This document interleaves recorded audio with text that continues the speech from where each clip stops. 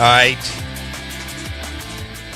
Your SEC Insider hit this morning is brought to you by Cover Source Solutions, HVAC and Plumbing.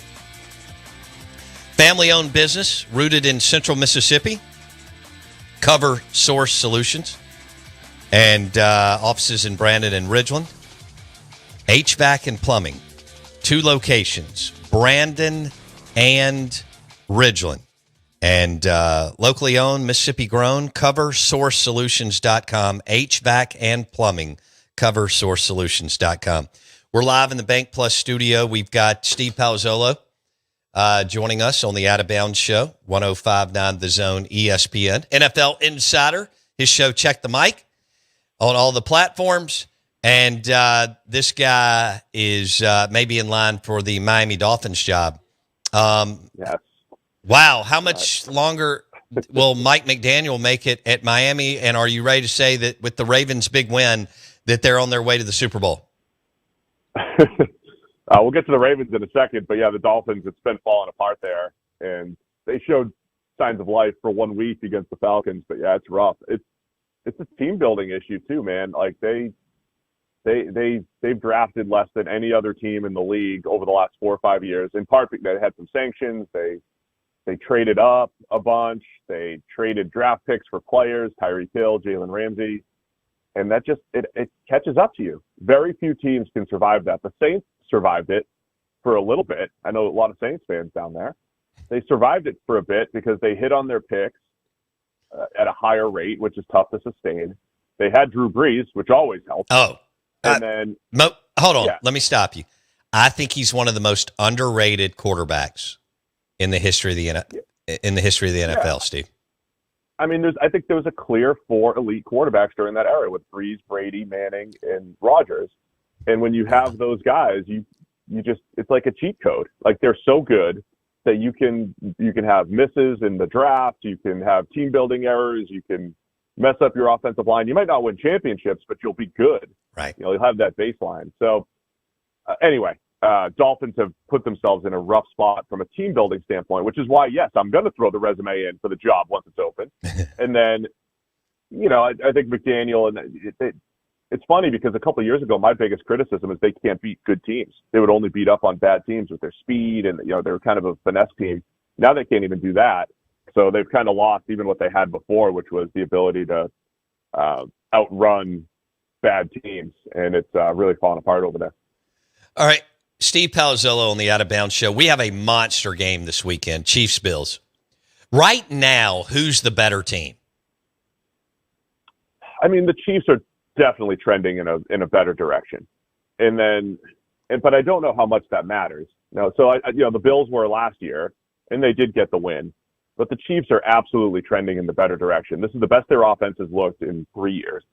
They have 2 banged up offensive linemen, or 2 linemen out, but it hasn't slowed them down at all. They've got their playmakers.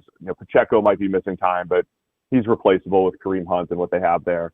So it's just Mahomes distributing the ball to all their speedy playmakers, and then the defense has given up 7 points over the last 2 weeks, held Detroit to 17 3 weeks ago. So the defense too, another underrated story, the fact that Spags always has those guys ready. They lost a lot of talented players over the last couple of years and really haven't missed a beat on defense. So I like the way Kansas City's playing. And I think I know Buffalo fans are wondering, Josh Allen's only completed 9 passes, 9 deep balls this year, which is really low. That's usually his game. And so they're wondering, where are the explosive plays? Where's the receiver that can take the top off the defense, the things that fans ask about? I still think Buffalo is really good, but they have, they lost 2, had a bye, beat up on Carolina last week.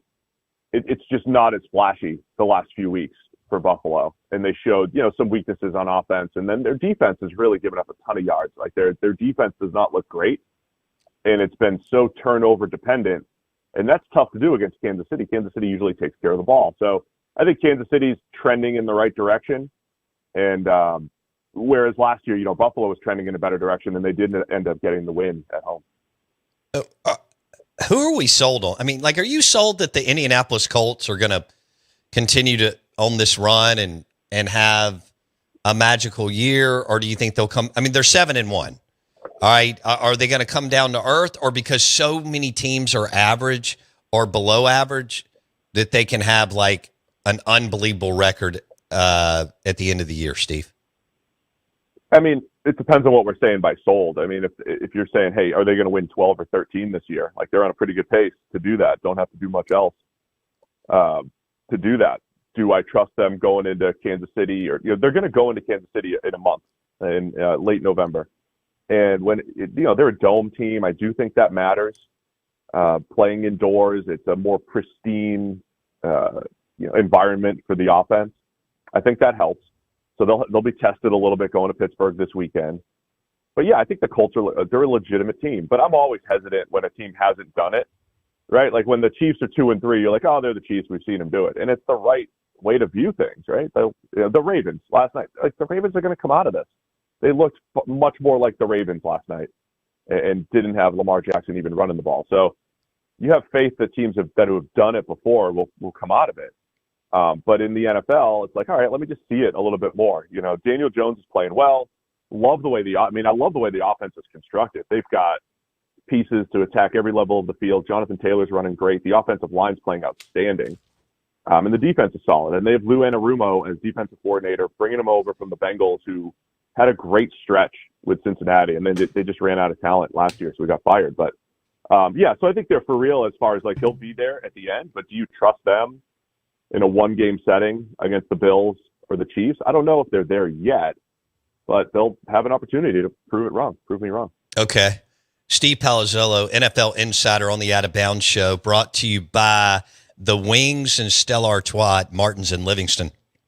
That is a winning combo for game day. They also have Bloody Marys and mimosa specials this weekend at Martin's and Livingston. Steve Palazzolo on the Farm Bureau Insurance Guest Line. Do you feel like the Cowboys are going to win 4 or 5 in a row starting Monday night? Probably 8. Probably 8 in a row. They'll go on a run. Yeah, no doubt. If they could just get the defense a little bit better, that's all. Just get the defense to play a little bit better. And look, I think it's really tough. I think Dak has played so well the first half of the season, but it's even tough to sustain what he's done. I thought it was the best stretch of play. The first 7 weeks or so of the season, I thought it was his best stretch of play. And he's had a lot of good stretches of play. But for Dak, I remember, my criticism of him 2 years ago was like, yeah, the stats at the end of the year are great, MVP caliber, but all of his good games came against bad teams. And I thought that was fair. I thought he beat up on the bad Washingtons and New Yorks of the world 2 years ago, and then struggled in big games. But this year, going head-to-head with the Packers, like, I hate how people forget what happened 4, 5, 6, 7 weeks ago. Like, that's all within this season. He went head-to-head with the Packers, scored 40 against this defense that's been outstanding this season. It had to score 40 against the Giants when his defense kept failing him. Probably should have led the comeback against the Eagles in week 1 before his offense failed him. So I think Dak has played great. And then struggled last week a little bit against Denver, and now they're a very difficult defense to face. So I thought it was going to be tough for Dak to just sustain playing that well, because he did it a lot under pressure as well, like the offensive line and some of their injuries and just inconsistency pass blocking.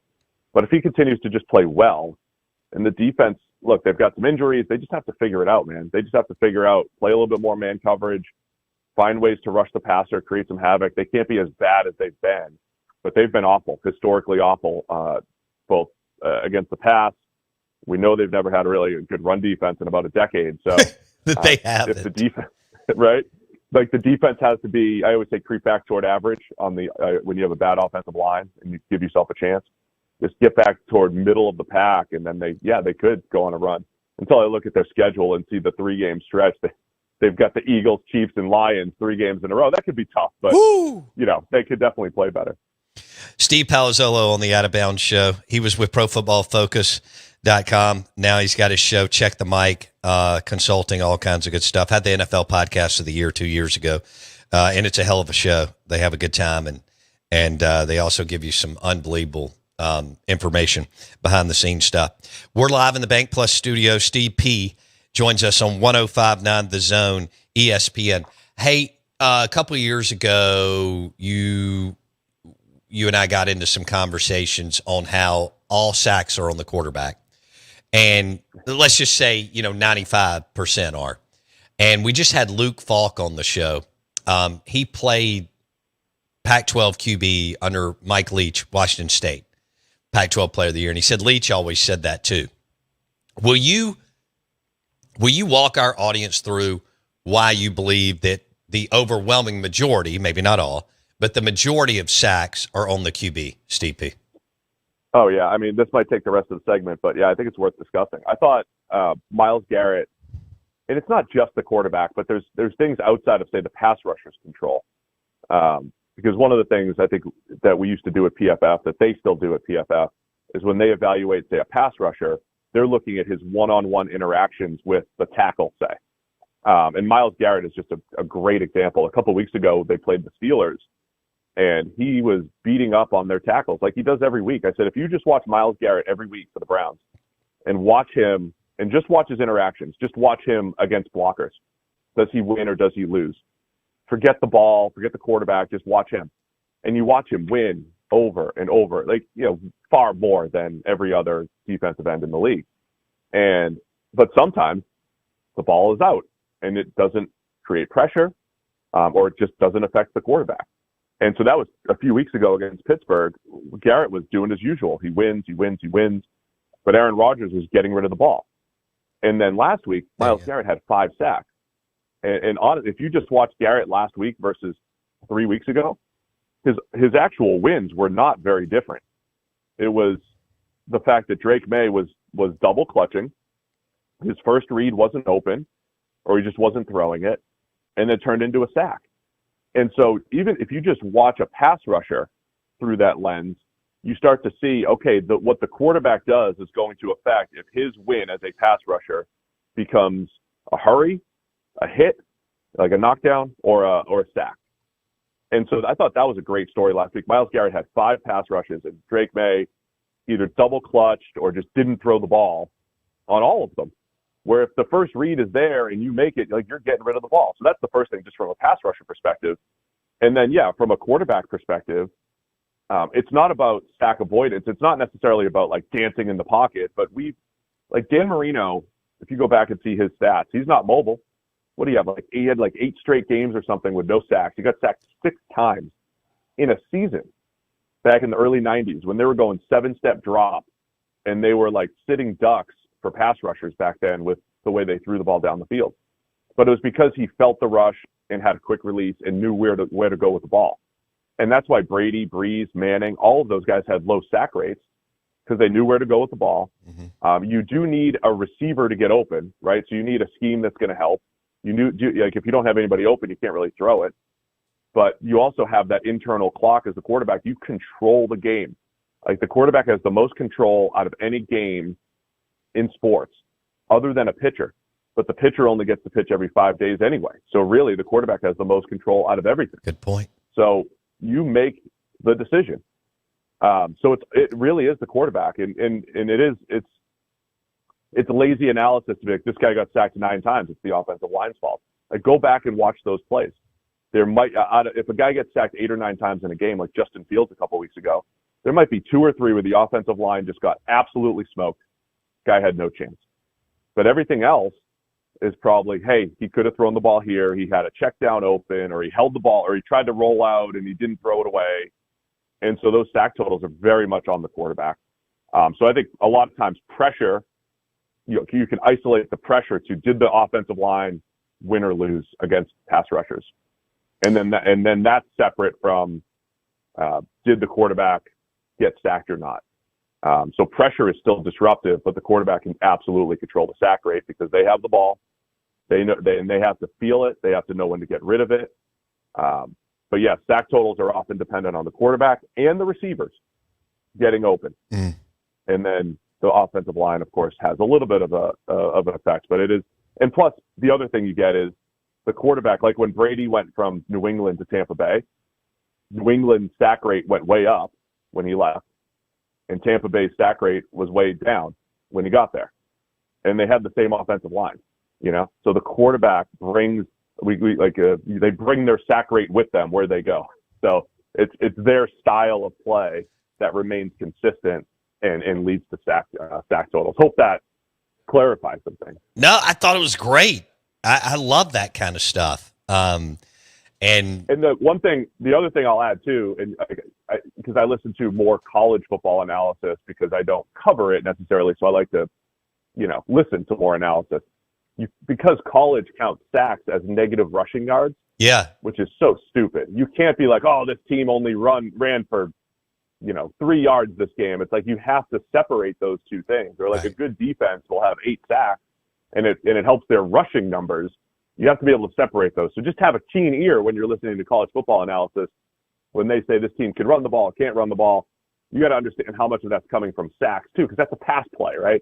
And so that changes things when it comes to the analysis of running totals and sacks and different things like that. Right, like last weekend for Mississippi State, Texas, MSU's quarterback had minus 39 yards.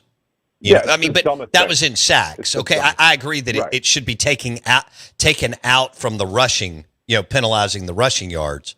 But still, you can't hold. You just can't go from 2nd and 3 to 3rd and 9, right? I mean, it's just devastating. Yeah, it's just the NFL takes that out of team passing yards. Right. So that it's part of the pass game. They don't take it out of rushing yards. It's still a bad play. It's just where they put it, and then it just changes how you describe what happened in the game as an analyst. Yeah. And so you got to be careful not to do that. That's all. Yeah, Mississippi State fans blaming the offensive line this year when it's their quarterback hasn't gotten rid of the ball. Steve Palazzolo, he has the show Check the Mic. He joins us on the Farm Bureau Insurance guest line. All right, so we went over Chiefs at Bills. I guess Colts and Steelers may be the second biggest game of the week. I know where I want to go. Who is the next star in the league at the quarterback position? Oh, man. Drake May? Is he already there? Drake May's looked great. I mean, it's been an easier schedule. It's an interesting low-volume passing attack for New England. So May hasn't had that game where like the whole thing's on his shoulders.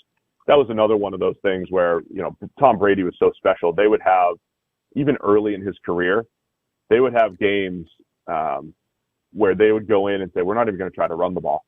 In that era of NFL, that was like, what? You're just going to throw? Like Brady had games where he would throw the ball 20 straight times to start the game.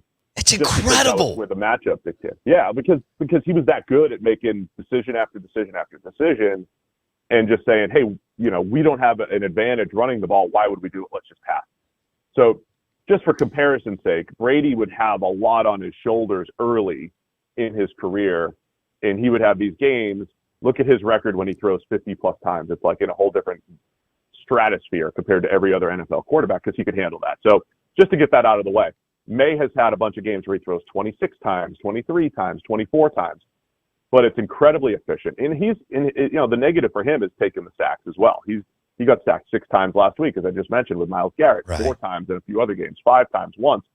But as far as throwing the ball, his scrambling ability, he's had over 50 yards scrambling each of the last 2 weeks. So he's got a good feel for just picking up yards with his legs. He had that last year as well. He's just been incredibly accurate throwing the ball down the field. And I thought the biggest criticism of May coming out of UNC was missing on some of the easy stuff. He'd hit the top of his drop. He'd bounce a screen pass or a swing pass or a little stick route, and he would just miss some of the easy stuff. Now he's completing 75% of his passes. He's not missing the easy stuff, and he's at an incredibly efficient rate throwing the ball down the field. Like out of this world, it's got to come back down to earth at some point. But I just think the accuracy, and then doing it like in Buffalo a few weeks ago in crunch time with the fourth quarter, in the fourth quarter with the game on the line, he got to show some of that. So I think Drake May's showing everything you want in the next great quarterback. And then the next step for him is going to be, okay, cut down on the sack rate. There's, it's too many. And what happens if the game script isn't there? They don't have a great running game, but again, they're not leaning on him a ton yet. And so what happens when it's all on Drake May throwing the ball 40 times in a game? Can he carry the team? Right. Okay. That makes sense. Man, Vrabel's so good, isn't he? For our listeners, the coach for the New England Patriots who was with the Titans and Ohio State. Go ahead, Steve. No, I'm just he's changed the attitude, the culture. They made some really nice offseason moves as well, but he's getting his people in there. And they just look. It's been an easier schedule for New England. They still have more to prove, but going into Buffalo to get a win was a big one for them. And he's helped turn that franchise around. Both Vrabel, May, and some of the offseason additions. I mean, damn, they're going to they're 6-2. Hey, I mean, I know almost anybody can fall apart in this league, but I mean, they got a real shot at the playoffs. Oh, I mean, New England, if you look at, they still play the Jets twice. Like, oh wow, they're getting to the playoffs. And Miami probably playoffs again. It's the same question as Indianapolis. Will they be able to? Can you compete with the Chiefs, the Bills in a playoff setting, the Ravens if they get there? Can you compete with the best teams? That's going to be the question for New England, much like it is for the Colts. All right, is Philadelphia or the Packers? I've only got a minute and a half, but is Steve P's NFL power rankings the top 2 or 3 NFC? What do we got? I think the Eagles will still be there at the end. They had that little bit of a lull, but I think the Eagles will still be there. And I think the Packers are right there. Lions, I love the NFC, man. I think the NFC, Lions, Packers, and Eagles. I got all those 3 at the top. The Packers, Jordan Love, man, I think he's the X factor. If he continues to play at a high level, he has the highest ceiling, the highest end play when you put him next to Hurts or Goff. That could carry the Packers. I think the Packers have slightly lesser rosters than the Eagles and the Lions. But Jordan Love and Micah Parsons, they bring the star power at key positions to elevate everyone else. So I think the Packers have that ceiling because of what Micah has done to that defense and the way Jordan Love's playing for that offense. I got 30 seconds. If you could hire any of the 3 today, who would you hire? Sirianni with the Eagles, LaFleur with the Packers, or Dan Campbell with the Lions? Oh, Dan Campbell. Okay. Absolutely. All right. I just love what he's done. Yeah. Culture, attitude. He's forward thinking, but old school all at the same time. I think Dan Campbell's the total package. I just love what he's done there. And Brad Holmes has helped a lot, but I love what Dan Campbell's done. They've worked well together. All right. Last, do you think your Canadians are going to win the World Series? My Canadians. I don't know, man. I picked the Dodgers in 6. This has been an exciting series. I stayed up all night for the 18-inning game. So, wow. I want to see a Game 7, though. I want to see a Game 7. Okay. So I'm just going to root for a Game 7 for tomorrow night. We'll say the Jays pull it off. How much time do we have? 30 seconds. Can you give me who's going to be the top quarterback picked in April? Ty Simpson, maybe? Okay. I don't even know. Dante Moore's coming back. Ty Simpson, maybe. I don't know. It's not good. Let's talk draft quarterbacks next week. All right, buddy. Be good. Have a great weekend. It's wide open. All right. Hey, the show is brought to you by the Wings and the Gumbo at Martin's in Livingston. And pair it with a Key City Mississippi Queen or a Michelob Ultra.